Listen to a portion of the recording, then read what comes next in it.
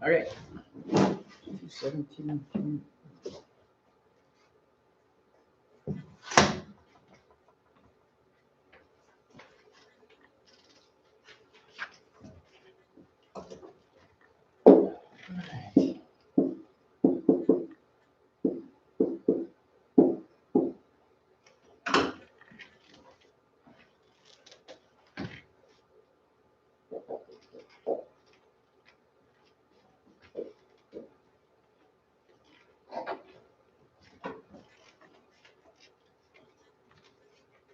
Okay.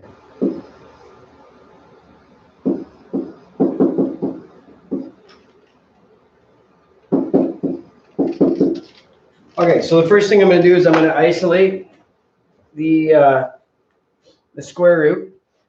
So square root 6n plus 19 is equal to n plus 2, or 2 plus n, doesn't matter. Now I'm going to square both sides.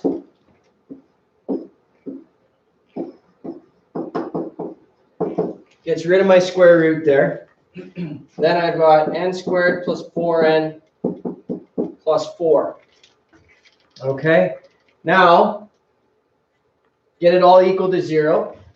So I'll go 0 is equal to n squared minus 2n minus 15. Okay, I think everything's good so far. All right, factor it.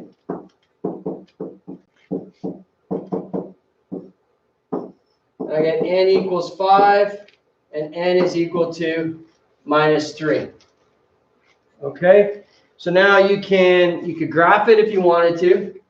Graph the top and let it equal to 0, or we could substitute it in. So let's practice. Let's substitute it in. So let's go 6 times 5 plus 19. So that's 30 plus 19 is 49, so that's equal to 7. 2 plus 5 is equal to 7. So 5 works in this situation. Okay, so we know that 5 is good. Sorry, I kind of ran that and rambled on here. I'll do this. And then, so that was 2 plus, I put a 5 in there. So that's that. So I've got my left side and my right side equal to each other. So now let's check negative 3. So I've got 6 times negative 3 plus 19. And then I have 2 plus negative 3 over here. Okay? So that's going to equal 1. That's going to equal negative 1. That can't work out in that sense there. Okay? Is that good, Amy? You all right?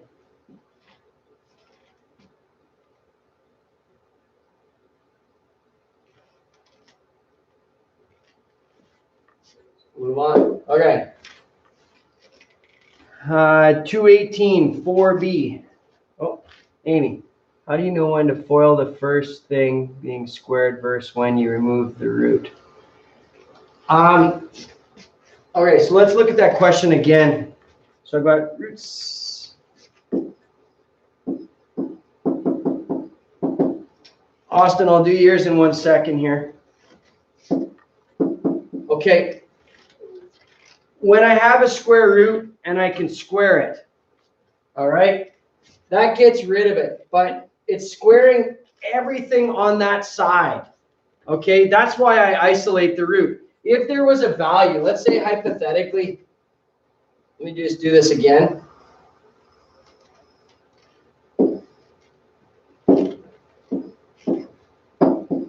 So let's say that I had square root 6n plus 19 and I had the minus 2 on the same side. I would have to do it like this and FOIL it. Okay, I can't get rid of that root and not do something with that too. So once they're split terms like this, I can't, and this is the reason that I isolate, is I would have to FOIL that, and that wouldn't get rid of my root because I'd have 6n plus 19 and then I'd have minus 4 like this when I FOILed it out. So I wouldn't be getting rid of the root. So this is why I isolate the root. But when I isolate the root like this, On the other side here, I'm squaring all of it.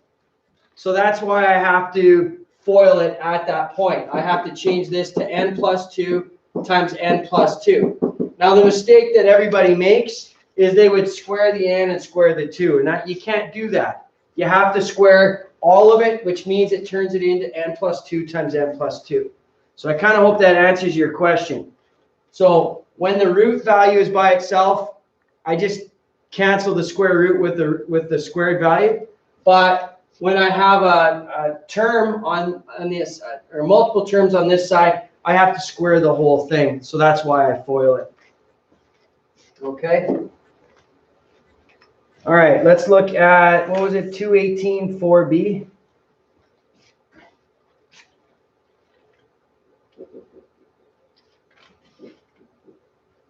I'm just writing these down so that when I put it on after, I can, so I've got I can document it. So square root, so I've got square root of 2x squared minus 9.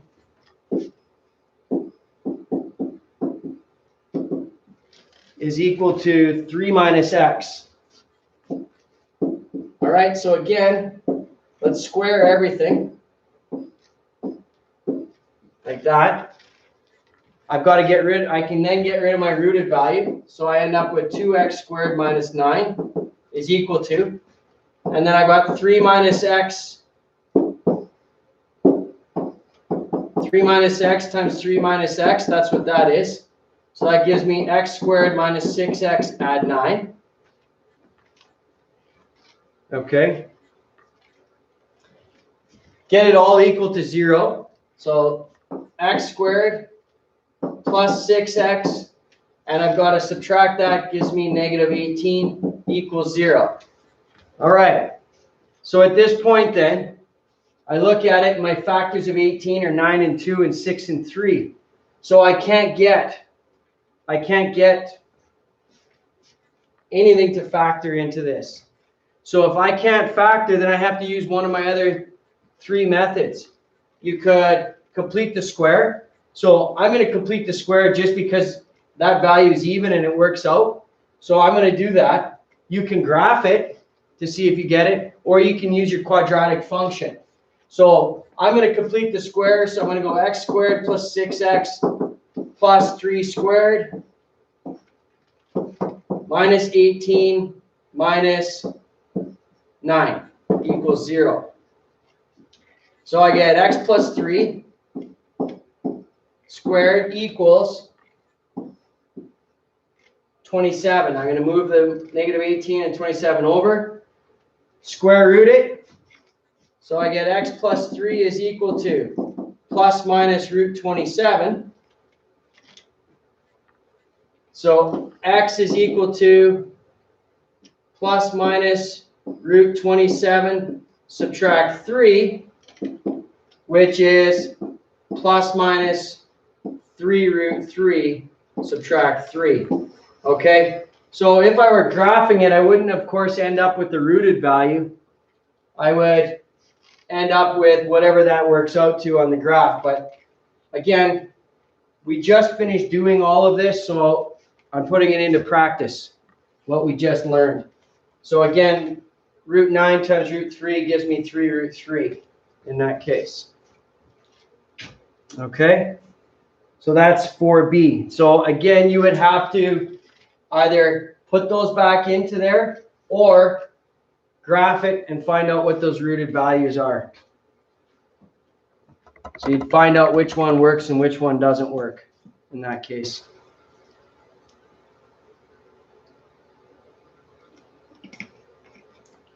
All right.